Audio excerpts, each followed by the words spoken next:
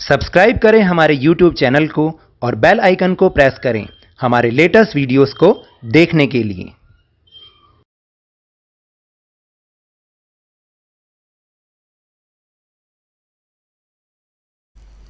Hello and welcome to Lavneesh Sir की class.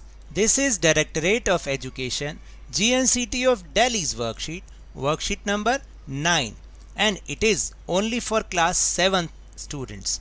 It has taken from the subject mathematics, and we will learn and understand the topic triangle and its properties in this worksheet.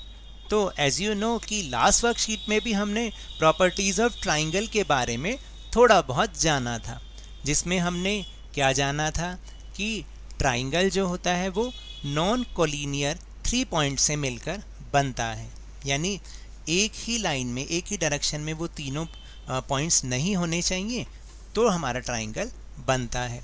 फिर हमने बहुत सारी properties उसके बारे में भी जानी थी। आज कुछ और प्रॉपर्टीज़ के बारे में जो कि ट्राइंगल की हैं उसमें इस वर्कशीट में हम उसकी बात करेंगे। So now let's start and understand with me. Let's recall what is the name of triangle with all 3 equal sides. तो अगर आपको याद हो कि उस ट्राइंगल का नाम जिसमें कि तीनों साइड्स इक्वल होती हैं, वैसे तो हम उसको इक्विलेटरल ट्राइंगल कहते हैं जिसमें तीनों साइड्स इक्वल होती हैं। Do you know about such triangle which has 2 equal sides? If yes, then what is the name of it? Yes, in isosceles triangle 2 sides are equal. Now what about the angles of an isosceles triangle? Now let's do an activity. Cut a triangle XYZ with a piece of paper with side xy is equal to xz, just like this. आपको एक paper piece से एक triangle XYZ बनाना है जिसमें कि आप ये याद रखिएगा कि XY और XZ इक्वल साइड्स होनी चाहिए। Then means you have to take 2 sides of triangle are equal. Now fold the triangle such that the vertex y overlap on the vertex z. तो आपको वर्टेक्स तो ध्यान में है ना कि वर्टेक्स किसे कहते हैं?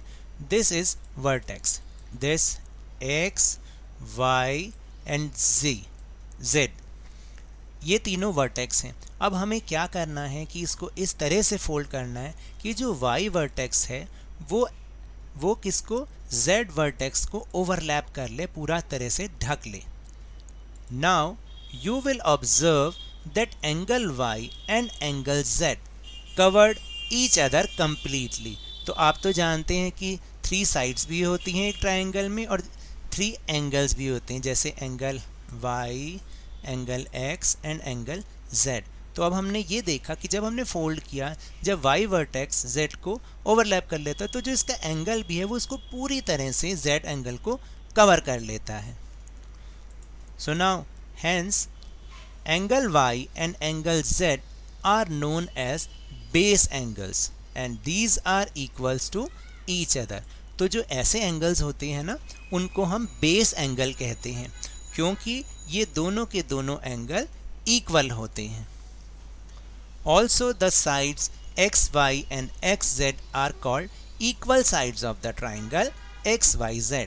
और इसके साथ साथ हमें ये भी पता चला कि जब ऐसे हो जाता है कि पूरी तरीके से वो उसको कवर कर लेता है तो हैंस प्रूव्ड कि एक्स वाई जो साइड्स हैं, एक्स वाई साइड और X Z sides are equal.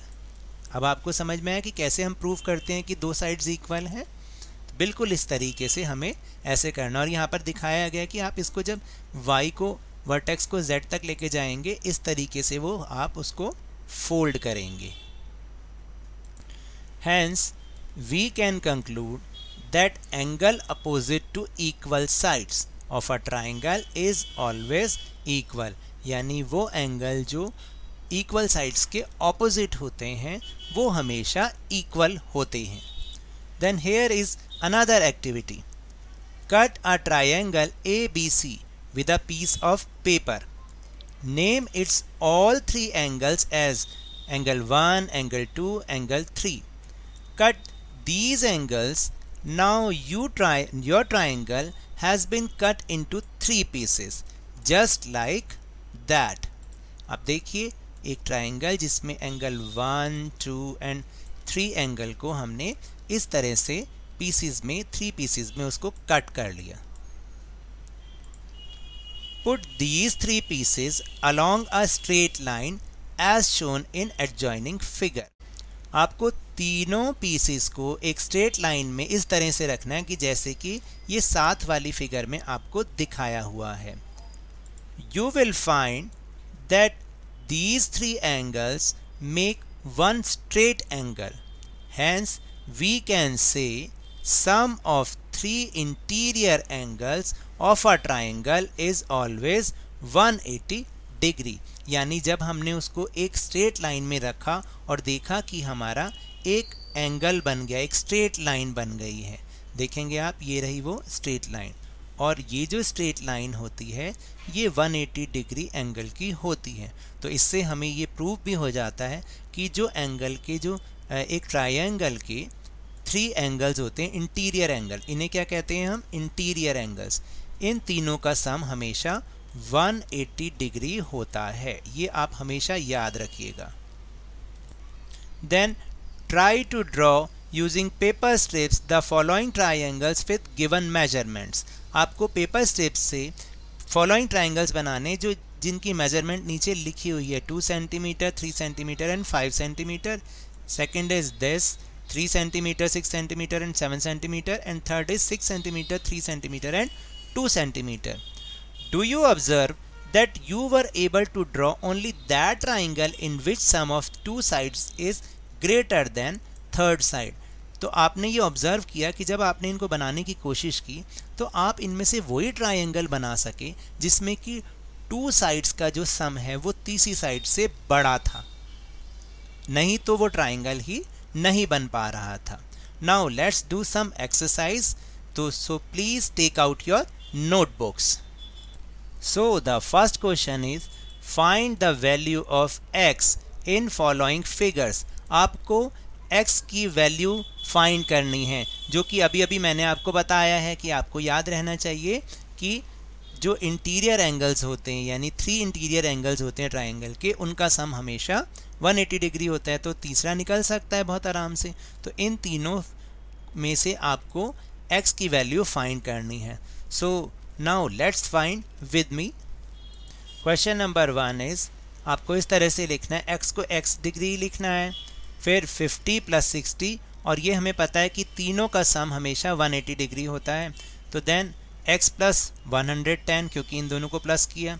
और जो x की वैल्यू निकालने के लिए जब हम इसको राइट साइड लेके जाते हैं तो इसको, ये जो प्लस का साइन होता है, this is change in minus sign.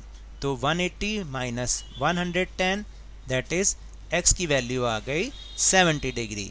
तो फर्स्ट आंसर जो आएगा वो हमारा आएगा, जो थर्ड एंगल है फर्स्ट ट्राइंगल का, दैट इज 70 डिग्री.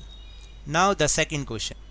सेकंड में है कि P + R + Q = 180 डिग्री, हम लोग जानते हैं.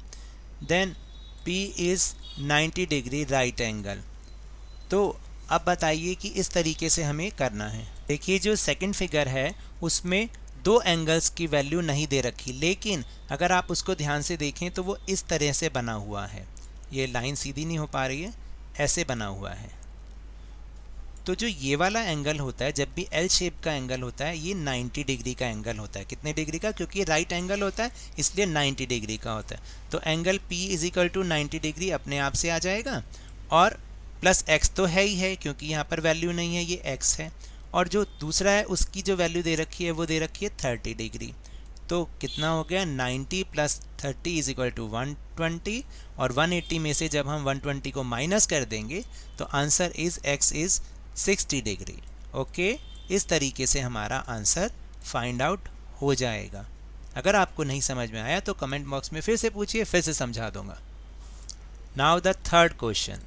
Third question is आपको अगर आप देखेंगे फिगर को ध्यान से तो उसमें जो दो एंगल्स हैं उनकी वैल्यू नहीं दे रखी। तो let's suppose these two angles are x और एक की वैल्यू दे रखी है 50 डिग्री।